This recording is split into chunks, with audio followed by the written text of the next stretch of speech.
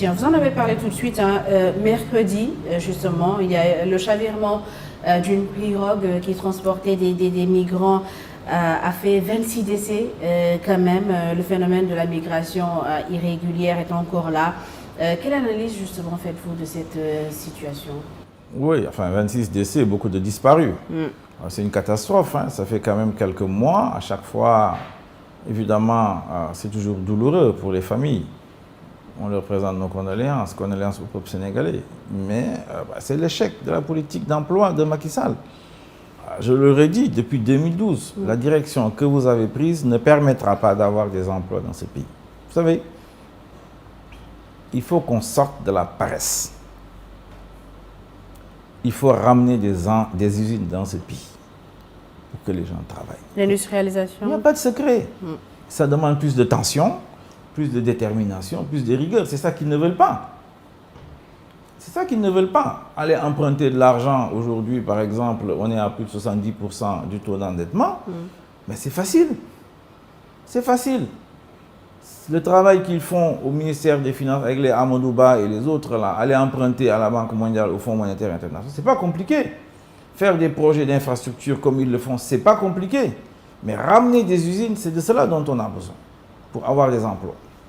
On a fait la démonstration sur 12 ans que cette direction prise par Macky Sall avec ses différents PSE aboutit au résultat que tout le monde connaît. Tous les jeunes sont pratiquement au chômage.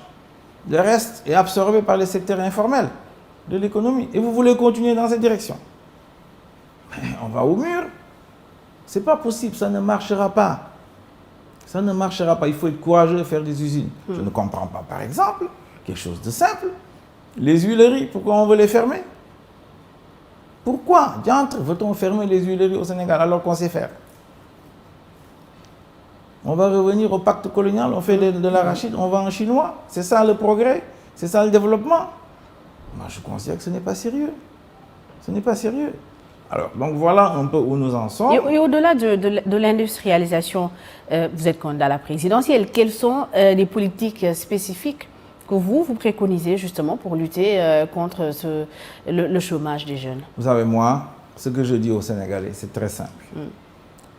Je ne rentre pas dans les détails. J'ai dit aux Sénégalais ce que je dis depuis longtemps. Je suis presque à 400 Kesteki tous les mardis. J'attire leur attention sur une question liée aux ressources naturelles, une question liée à l'économie. D'ailleurs, c'est une provocation de Macky Sall d'ailleurs qui nous a poussé à faire ça. Il nous a traités de nullards. Moi, je fais l'école politique de Paris, il dit que je suis un nullard. C'est des farceurs, ces gens-là. Alors, ce que je dis aux Sénégalais, depuis 1998, j'ai dit que l'Afrique a des problèmes institutionnels qu'il n'a pas réglés. C'est le point de départ. Comment on doit diriger et qui doit diriger.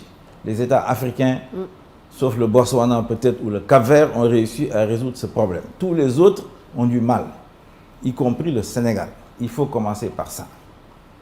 Et pour ça, et c'est la raison pour laquelle je suis en politique, essentiellement, il faut ramener les 2 mandats à 5 ans. C'est mon combat politique principal.